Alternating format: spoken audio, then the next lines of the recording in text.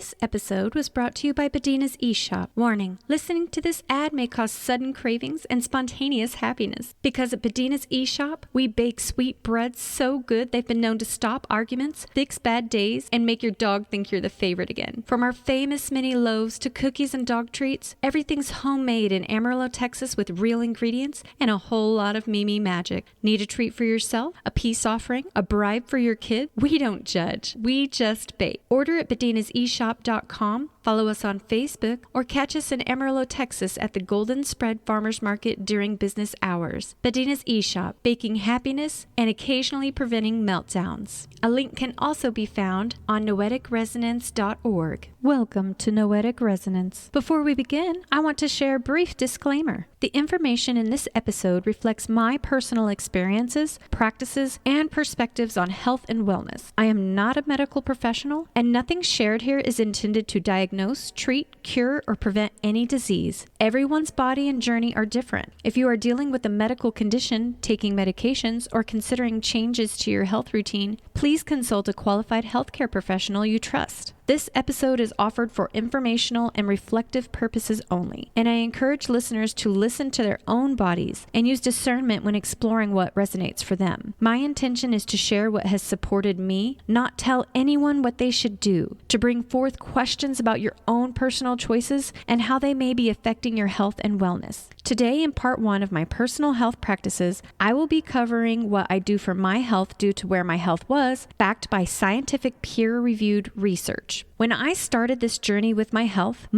was not good at all. I struggled with psoriatic and rheumatoid arthritis, ankylosing spondylitis, asthma that was so bad I needed a daily and rescue inhaler. I had bladder, kidney, and liver issues, digestive issues including diverticulitis and extreme reflux causing painful heartburn, heart issues, sleep apnea, narcolepsy, and neurological issues that were quite frustrating. Part of my neurological issues included short and long-term memory issues and struggling to find words regularly. Like when there's a word that right when you say it that it goes away and it's frustrating because you can't remember. Multiple times a day I had this, or I would say a similar word that meant something completely different. It made me feel like I was in elementary again. I also had astigmatism and was beginning to struggle to see far away or like tiny subtitles on my TV. These all affected my health in every way possible. It got so bad I was regularly having to use a walker with a seat or a wheelchair. I also used a shower chair and even a bar on the side of my bed to assist me getting out of my bed. I frequently had no strength to do much and was absolutely exhausted all the time. Working with physical therapy was extremely frustrating as I worked with tools that didn't even weigh 1 pound. The weight of my arms and legs themselves was nearly too much for me to bear. I had nearly every specialist you can think of. They had me on so many medications, and I had so many tests and surgeries. I followed everything they told me to do to the letter. Yet, I was not getting an iota better. The decline kept getting progressively worse. Some days I would wake up and my legs or arms wouldn't work, or I was confused in this brain fog a lot. I felt so lost. My heart doctor literally told me I had the body of an 85-year-old, and my spine doctor said there was nothing they could do for it at one point. The suffering seemed to have no end and was quite frankly depressing. I thought I would not live for much longer at the depths of how bad it was. I've had so many surgeries. I no longer have a gallbladder, my appendix, or my uterus, and most things associated with them were removed as well. My spine is fused in my lumbar area, and in 2024, I had a spinal cord stimulator implanted to help with the nerve pain caused by nerve damage associated with that surgery.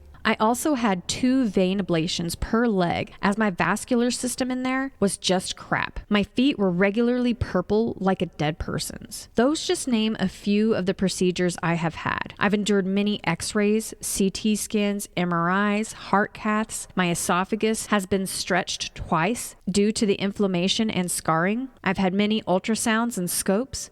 Those just name a few. I did all of them faithfully believing that they would help diagnose and manage my health issues. I trusted the medical system that was supposedly built on science. Don't get me wrong, much of it is. To me, science is provable facts, not best scientific guess or theories. Not all scientific claims carry the same weight to me. Some are directly measurable and repeatable. Others are models, interpretations, or best guesses based on incomplete data. That's not fringe. That's actually how science itself works. First of all, we have scientific facts. These are things that are directly observable, measurable, repeatable, and testable in the present. Examples include water boils at a certain temperature under known conditions, or the body responds to certain nutrients in certain ways. These are descriptive facts, not interpretations. Secondly, we have scientific theories. This is where people often get confused. A theory is not a fact, but it's also not a guess. A theory is a model that explains observed data.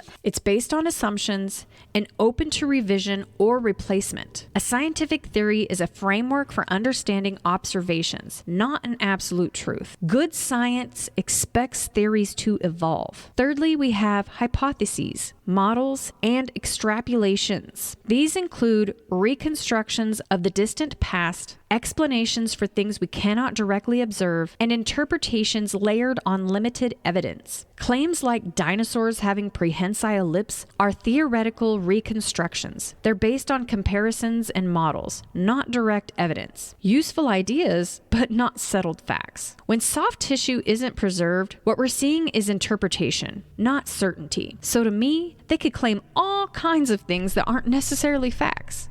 I'm not saying that they're useless. I'm saying they're tentative. I respect science deeply, but I also recognize that science is a process, not a belief system. When data is limited, interpretations fill gaps, and those interpretations can harden into facts long before they're truly settled. Science works best when it remains curious. Problems arise when provisional explanations are treated as unquestionable truth. Some models are placeholders, not conclusions. I try to hold space for what is measurable, what is unknown, and what may have been misunderstood or lost. For me, truth isn't about clinging to one narrative. It's about staying open, grounded, and discerning. I don't reject science. I respect it as a process of inquiry. I just remain cautious when provisional explanations are treated as unquestionable truth. For me, science is a method of exploration, not a belief system. Saying that, I came to understand more how the human body works and have incorporated that knowledge into how I operate in my daily life. I also have an education in sciences myself. I have had college-level anatomy and physiology level 1 and 2, microbiology, pharmacology, and psychology, to name a few. This is some of the most important things I've learned about the body. Although most of what I'm about to talk about, I did not learn in school. To start off, the human body is electrochemical. That means electricity and chemistry are inseparable in living systems. Movement, thought, heartbeat, healing, and sensation all depend on electrical potentials. Water, minerals, and membranes are what make this possible. So when people say the body is like a battery, what they really mean is the body stores, generates, and uses electrical charge continuously. How does the body function like an electrical battery? Cell membranes create voltage. Every cell in your body maintains an electrical charge difference across its membrane. Inside of the cell equals more negative, outside of the cell equals more positive. This difference is called the membrane potential. This is created by water, dissolved minerals including electrolytes like sodium, potassium, calcium, and magnesium, and ion channels and pumps. This is not metaphorical, it's measurable. Every cell is essentially a tiny capacitor storing charge. Your body is 60 to 70% water, depending on the part of the body you're talking about. There are parts of your body that are higher percentages of water, but not just water, electrolyte-rich water. It allows ions to move. It conducts electrical signals and enables rapid communication. Without water, bioelectric signaling collapses. So when people talk about water batteries, they're pointing to the fact that a charge separation happens in aqueous environments. Its electricity flows through water. Secondly, the heart is a bioelectric vortex. This is one of the most misunderstood organs. The heart is not just a pump. The heart muscle, the myocardium, is arranged in a helical spiral vortex pattern. It is one continuous muscle band. If you've never seen a video of one unfolded, you should check it out. It's really interesting and quite frankly cool if you're into that kind of stuff. It's folded and twisted into a spiral. This creates a ringing motion, not a simple squeeze. This spiral structure increases efficiency, creates torsion, the twisting force, and contributes to electrical flow patterns. This is well documented in cardiology, often called the helical heart model. The heart generates its own electrical impulses, and the heart does not need the brain to beat. That's why your brain can be damaged and your heart continues to beat. It has its own electrical system. That includes the SA node, the pacemaker cells, the AV node, the sinoatrial node with the pacemaker cells, the atrioventricular node, and conduction pathways. These cells spontaneously generate electrical impulses. They rhythmically depolarize and repolarize, and they coordinate contraction through electricity. That's why a heart can even continue beating outside of the body briefly under the right conditions. Why people describe the heart as a vortex? Because its muscle fibers spiral. Its contraction creates rotational movement, and its electrical field is strong and coherent. The heart produces the strongest electromagnetic field in the body. It's measurable several feet outside of the body via ECG, also known as electrocardiography, and also by MEG, magnetoencephalography instrumentation. So calling it a bioelectric vortex is poetic, but not wrong. Number 3, in the brain, electrical signaling is not just thoughts. The brain does not store thoughts like files. It works through electrical impulses traveling through neurons. Neurons communicate electrically. Each neuron maintains a membrane potential, fires an action potential when the threshold is reached, and sends an electrical signal down its axon. This is literal electricity. There's ion movement, voltage changes, and it's measurable in millivolts. Brain waves are electrical patterns. EEGs, also known as electroencephalograms, measure electrical rhythms, oscillations produced by millions of neurons firing together, and different states of consciousness correlate with different electrical patterns. When you're awake, alert, conversational, and normal awareness, the primary waves are in beta. This is 13 to 30 hertz. This is your default conscious state. You have logical thinking, speaking, and problem solving, with external awareness dominant. When you have too much beta, you have anxiety, restlessness, and burnout. Then comes the sleep phase. Sleep moves through several electrical stages. Light sleep, when you're first drifting off, is the theta. It's 4 to 8 hertz.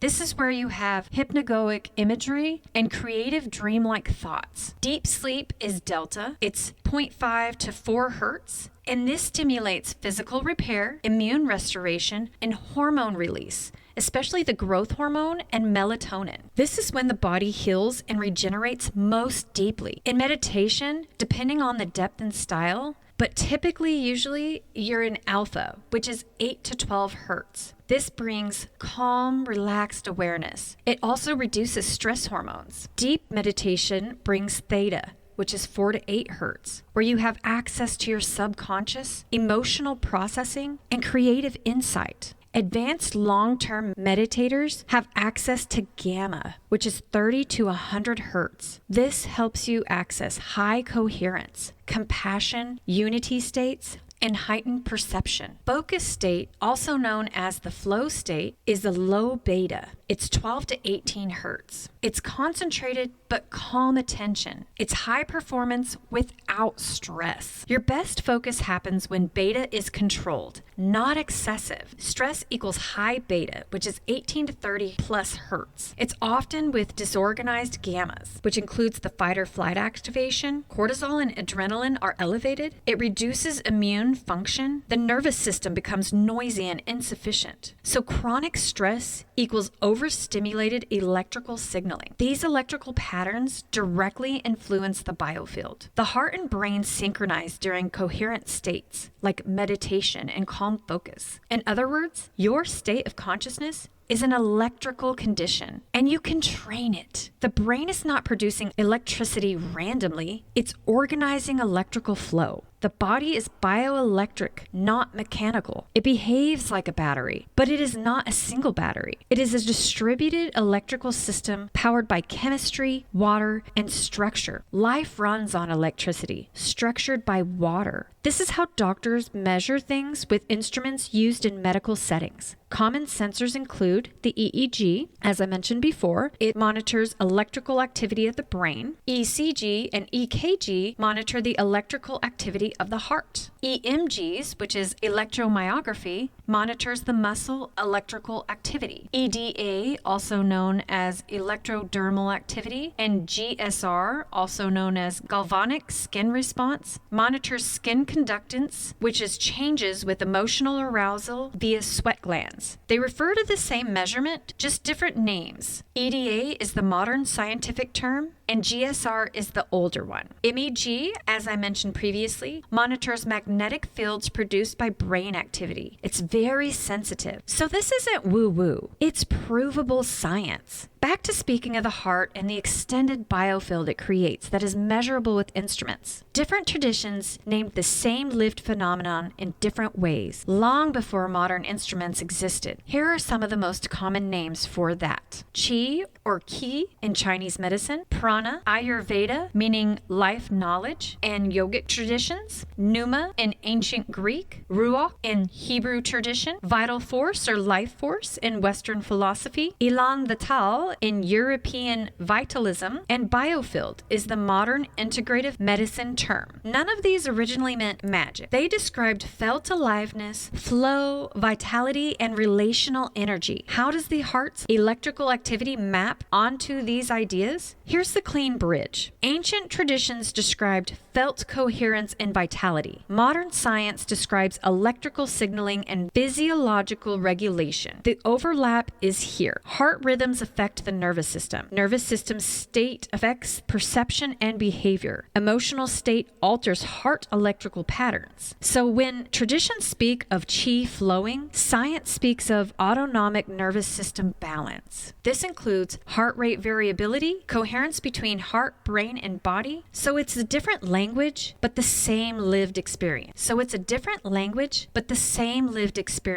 When you enter a room and people have been arguing, tension is felt. You know without knowing something is off. This is your biofield at work. Humans do read one another's biochemical and physiological changes, especially at close range. This happens through multiple channels at once, not a single mystical one. When emotions change, the body undergoes measurable biochemical shifts, including changes in stress hormones like cortisol and adrenaline, changes in sweat composition, changes in skin conductance, changes in temperature and blood flow, changes in breathing chemistry with the CO2 and O2 ratios, changes in muscle tone and posture. These changes alter the signals our bodies emit. How does the skin and nervous system read this? Your skin is not just a barrier. It is a sensory and chemical interface. I'm sure you've heard the largest human organ is the epidermis. Your skin. Humans subconsciously detect others through 1. Chemical cues. Sweat contains different chemical signatures depending on emotional state. Stress sweat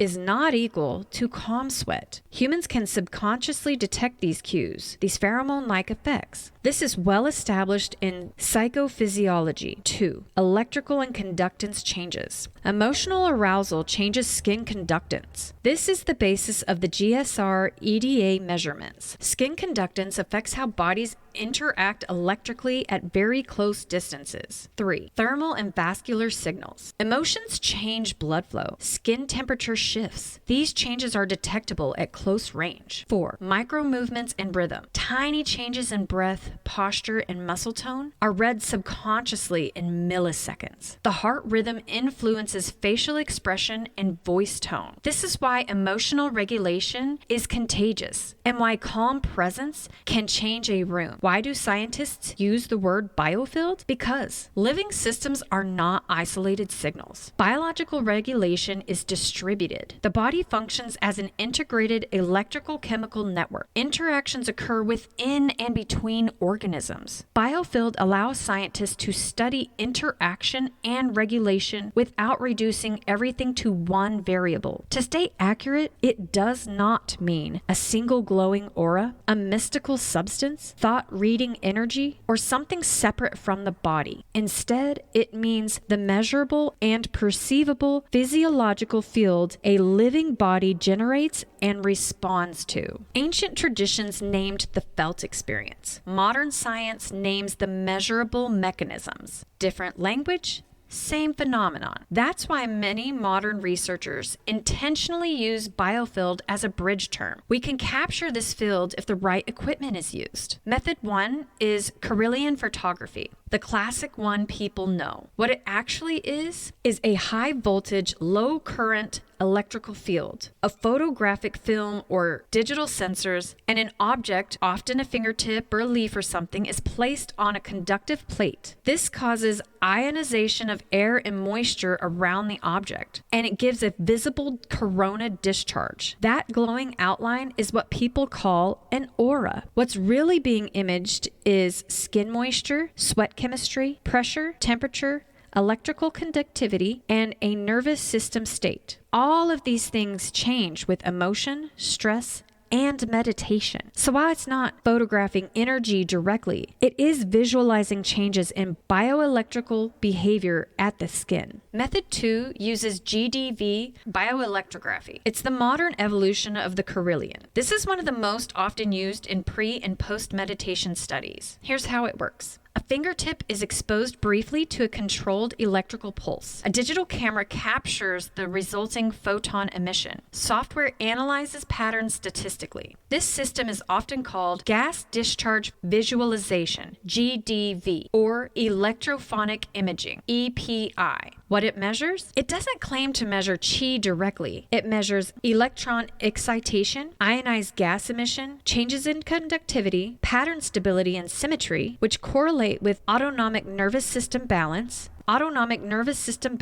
stress versus relaxation, emotional regulation, and coherence. In multiple studies using GDV and EPI systems, pre-meditation people have irregular emission patterns, asymmetry between fingers, fragmented or chaotic glow, and higher stress indicators. Post-meditation, there's more coherent, symmetrical patterns, smoother contours, reduced noise, and increased stability. What changed was not energy amount, but organization. That's the key insight. Why does meditation change the image? Meditation affects breathing, heart rhythm, nervous system tone, skin conductance, sweat chemistry, and blood flow. All of those affect how electricity interacts with the skin and air. So the imaging reflects a shift from dysregulation to coherence, which in ancient traditions is described as balanced chi, smooth prana flow, and a clear aura. Different language, same phenomenon. These images don't just show energy itself. They show how regulated or chaotic the body's bioelectric system is. These methods are still debated and evolving, but they consistently show physiological changes before and after meditation. The bottom line is, there are ways to visualize bioelectric effects. Meditation produces measurable, visible changes. The images reflect organization and coherence, not mystical substance. And biofield imaging is a bridge concept, not a settled endpoint. All of this information ties into what I choose for myself. A healthy biofield helps keep me regulated in every aspect. I want to make sure I nourish that. Along with meditation are other measurable, well-documented, and repeatedly measured studies that show regulation of this biofield. At least 13 well-documented categories besides meditation have evidence showing they strengthen or stabilize the biofield. These include 1. Slow, coherent breathing, not meditation, breath alone, 5 to 6 breaths per minute. It activates the vagus nerve, increases heart field coherence, and strengthens heart-brain coupling. It's used in heart math studies, cardiology and trauma research, and biofeedback clinics. The effect is stronger, more ordered electromagnetic output from the heart. Number 2 is positive emotional states, even briefly. This includes measured emotions such as appreciation, gratitude, compassion, love, and calm focus. The findings are the ECG patterns become smoother, the magnetic field becomes more coherent, and brain rhythms synchronize more efficiently. It's important to note this is measured even without meditation. Emotion alone alters the field. This includes positive affirmations.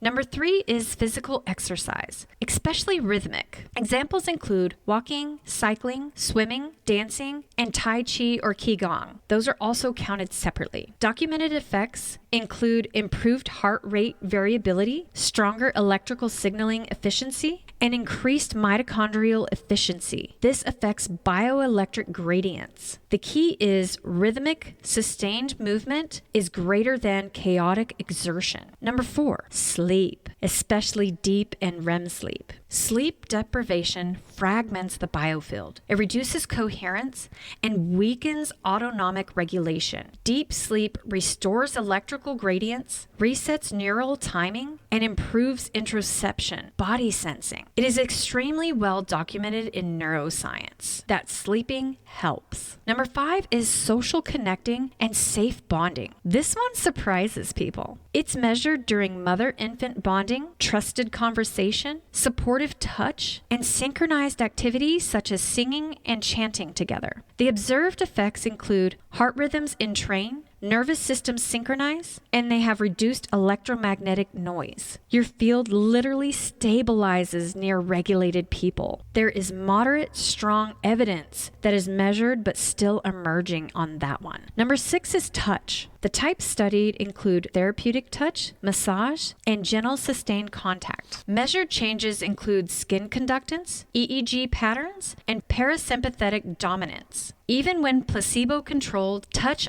alters measurable bioelectric signals. Number 7 is time and natural environments. Documented effects include lower cortisol, improved HRV, the heart rate variable, and stabilized nervous system rhythms. The specifics of this are in forests, ocean air, and barefoot contact in grounding and earthing. Grounding is debated mechanistically, but psychological markers consistently change with grounding. Aid includes sound and vocalization. This includes humming, chanting, singing, toning, and sustained vowel sounds. Why it works? It stimulates the vagus nerve. It mechanically vibrates tissues. It synchronizes breathing and heart rhythm. EEG and heart rate variable changes are documented with it. Number 9 includes nutrition and hydration, not supplements, baseline physiology. Measured impacts include electrolyte balance, affects cellular voltage, dehydration reduces electrical efficiency, blood glucose instability disrupts neural signaling. Your cells are electrochemical. This is foundational. Number 10 is Qigong, Tai Chi, and yoga. They're often studied separately from meditation.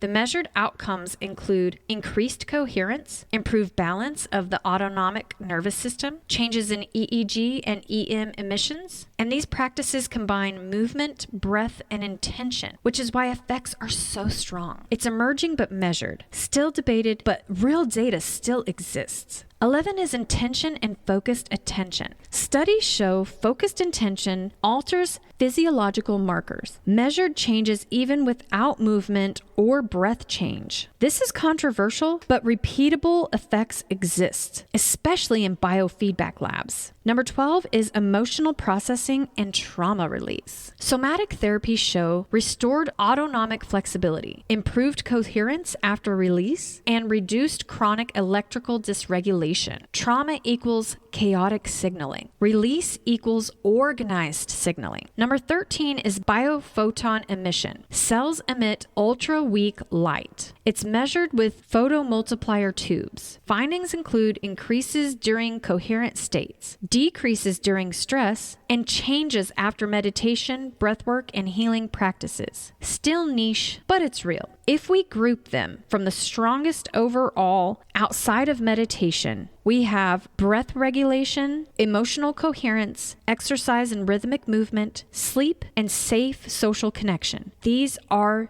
the most important. These 5 alone dramatically affect the biofield. It also makes me think of the light bodies Christ talks about that I mentioned in my previous episode on Gnosticism. When referring to hydration, I personally am extremely mindful with my water. This circles back to the water we are made of in the body itself. The following is exactly why I am like this with water. The water in your body is not just H2O, and that changes everything. May you hear this clearly. We have been taught that water is simple, H2O, neutral, passive, just a carrier for nutrients and waste. That story is incomplete. And when you understand what water actually becomes inside the human body, biology begins to make a lot more sense. Water in the body is not just ordinary water. Yes, we were taught that the human body is about 70% water. But what we were not taught is that the water inside your cells, blood vessels, fascia, and organs does not behave like water in a glass. Inside living systems, water organizes itself. Near hydrophilic water-loving surfaces, cell membranes, proteins, collagen, and blood vessels, water forms a structured, ordered phase. This phase is often referred to as exclusion zone water or easy water, and it behaves very differently from bulk liquid water. Rather than remaining as free-flowing H2O, it organizes into a gel-like layered structure with a distinct electrical charge separation. This structured form is commonly described as H3O2, reflecting its altered electrical and molecular arrangement. This is not theory. This is experimentally demonstrated physics. It's also called the fourth phase of water. Professor Gerald Pollack, a bioengineer at the University of Washington, documented this phenomenon through decades of laboratory research. His experiments showed that easy water forms next to biological surfaces. It becomes negatively charged, it expands in response to infrared light, it generates measurable electrical potential, and it can drive fluid movement without a mechanical pump. In other words, structured water acts like a biological battery. Pollack published these findings in peer-reviewed journals and outlined them in his book, The Fourth Phase of Water. This work did not overturn chemistry, it expanded it. Life does not run on chemistry alone. It runs on organized charge. Water is the primary energy system of the body. Blood does not flow simply because the heart pushes it like a mechanical pump. Cells do not communicate only through chemical messengers. Flow, energy transfer, and communication are largely driven by electrical gradients created by structured water. This explains why blood flows in embryos before the heart even exists, why fascia conducts vibration and light, and why cellular signaling can occur faster than chemistry alone would allow. More than a century ago, Rudolf Steiner described the heart not as a pump, but as a regulating valve within a system already in motion. Gerald Pollack later provided the physical evidence for how such motion is possible. Long before modern instruments could measure it, Victor Schauberger observed something extraordinary. He studied water in its natural, undisturbed state, flowing in spirals, shaded from harsh light, rich with minerals and movement. He concluded that water is alive, it's responsive and deeply connected to energy and motion. Schauberger warned that when water is forced, pressurized, chemically treated, overheated, or stripped of minerals, it becomes biologically inert. He called this dead water. What modern science now confirms is this. Water loses its ability to organize charge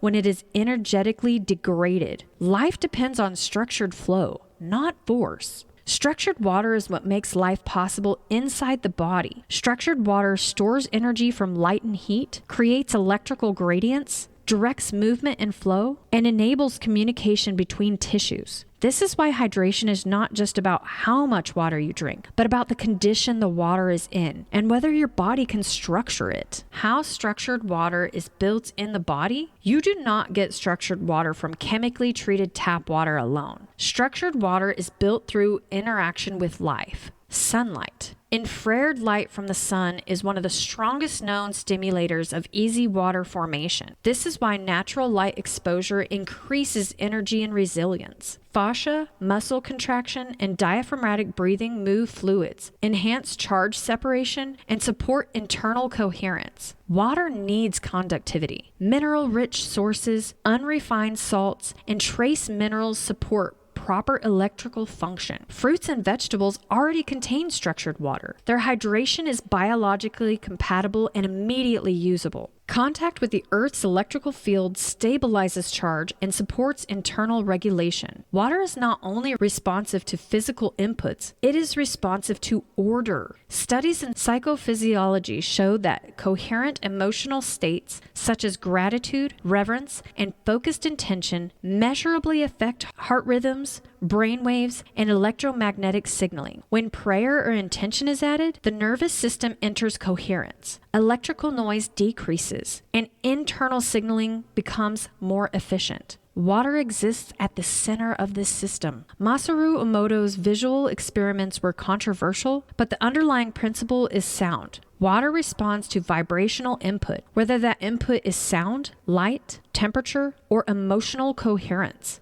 Prayer does not magically change water. It organizes the field in which water exists. Order creates structure. Structure creates energy efficiency. Structured water cannot be patented. It cannot be bottled into a proprietary formula. It does not require lifelong prescriptions. If people understood that energy, hydration, and coherence are foundational to health, the model would shift from intervention to environmental support. Instead, the sun was framed as dangerous. Water was reduced to a chemical formula. Artificial light replaced natural rhythms, and fatigue and inflammation were normalized. You are not made of inert liquid. You are not a machine. You are not merely chemistry. You are not broken. You are a light-charged, electrically organized, living water system. Sunlight is information. Breath is regulation. Movement is flow. Minerals are conductivity. Prayer is coherence. I'm not saying prayer to anyone in particular either. I think of prayer as a blessing, an intentional offering of care, attention, and love, not sent upward, but outward and inward at the same time. For example, I thank my water for restoring my body and revitalizing it, for returning me back to alignment, and send it loving energy. I created this blessing after watching the documentary on Gaia called Secret of Water. I highly recommend it. Anything I recommend, I am not sponsored by, minus Bedina's Bakery. She's my mom, and honestly, her home-baked goods are super yummy, and her bread is never dry. I can't beat that. Anyway, so your body already knows how to heal. It only needs the conditions it was designed for. Veda Austin's work explores how water responds to information. Veda Austin also has a few documentaries on Gaia that are amazing. You can find her on Instagram, and her work is really interesting. While Gerald Pollack's research focuses on the electrical and structural behavior of water, Veda Austin investigates something more subtle: water's responsiveness to imagery, words, sound, and intention. Her research does not attempt to redefine chemistry. Instead, it examines pattern formation in water under carefully controlled freezing conditions. Veda Austin developed a method she calls hydroglyphs. In her experiments, water samples are exposed to a specific stimulus, such as a word, image, sound, or intention. The water is then frozen under repeatable conditions. The resulting ice formations are photographed. Patterns are compared across repeated trials. What she observes is that distinct stimuli often correspond to distinct repeatable patterns, not random crystal chaos. Now, if the water is regular tap water, the chaos in the water is undeniable. She does not claim water has human consciousness. She does not claim thoughts magically rewrite molecules. She frames water as responsive with memory. Her work suggests that water may act as a sensitive medium for information, reflecting conditions in its environment through structure and form. Biology is not just chemical. It is electromagnetic, vibrational, and informational. Water is the dominant substance in all living systems. If water responds to informational input, then cellular environments matter more than we think. Emotional and sensory states may influence biological signaling, and order and coherence may play a role in health. This aligns with Pollack's work on charge separation, heart-brain coherence research, Schauberger's observations of water responding to natural flow, and biofield science exploring subtle energy regulation. Veda Austin's work provides visual evidence that water is not inert. It organizes itself in response to its environment. While this work is still exploratory and not yet fully integrated into mainstream science, it raises important questions about how deeply water participates in biological signaling. All of that together makes me mindful of my water and how I treat it. I never drink tap water, and I test any bottled water before I consume it. Some bottled waters are full of things you don't want in your body. I mostly drink reverse osmosis water that I pray over and remineralize with Celtic, Himalayan, or other mineral complete salt. Never regular iodized table salt. I've thrown all that crap away. Even in my cooking, I use the others I mentioned. I've also thrown away most of the plastics in my cabinet, so I drink from my copper water flasks or a glass cup. Why plastic is problematic for food, drink, and cookware? Plastics are not inert. They're complex chemical materials that can leach compounds into food and liquids, especially when exposed to heat, acidity, fat, or time. Here are ways they're harmful. Number 1, chemical leaching. Plastics commonly release substances such as biphenyls, BPA, BPS, or BPFs, phthalates, and other plasticizers and stabilizers. These chemicals are classified as endocrine disruptors, meaning they can interfere with hormone signaling at a very low dose. This has been documented in toxicology and endocrine research. Leaching increases when food is hot, containers are microwaved, food is acidic or fatty, and plastic is scratched or aged. Number 2, microplastics. Plastics shed microscopic particles that are now found in drinking water, food, human blood, lungs, and placenta. Current day studies show that you consume about a credit card's worth of microplastics a year if you are not mindful.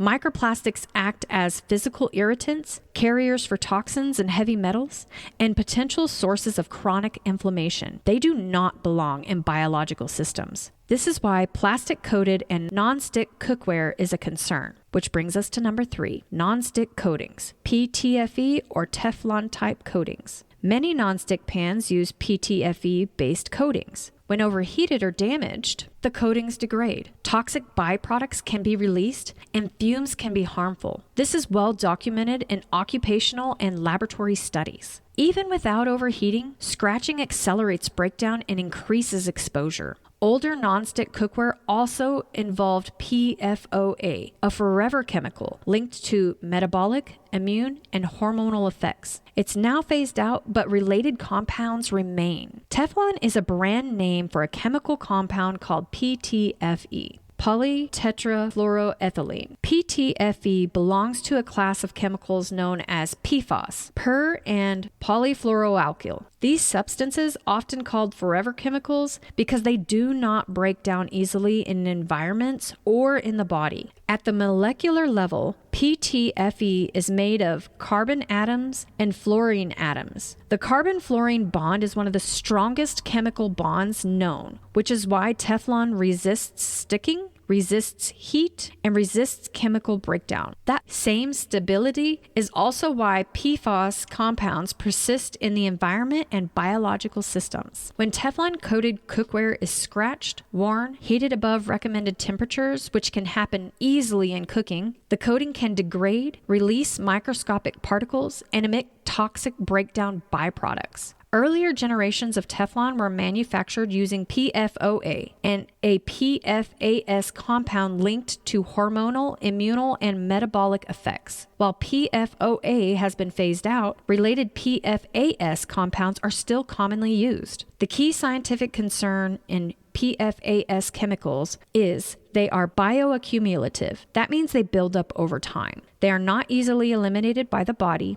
They can interfere with hormonal and metabolic signaling. This is why PFAS are now found in human blood, breast milk, wildlife, and soil and water worldwide. Teflon is a fluorinated plastic designed to resist breakdown, and that same chemical stability is why it raises long-term health and environmental concerns. Number 4, heat accelerates chemical migration. Cooking creates the worst-case scenario for plastic exposure. High heat, direct contact with food, and repeated use significantly increases the transfer of unwanted chemicals into meals. The biological bottom line, the human body is electrochemical and hormone regulated. Small, repeated chemical exposures can disrupt hormone balance, interfere with metabolism, and increase inflammatory load over time. This is why many health agencies and researchers recommend glass, stainless steel, cast iron, or ceramic for food storage and cooking,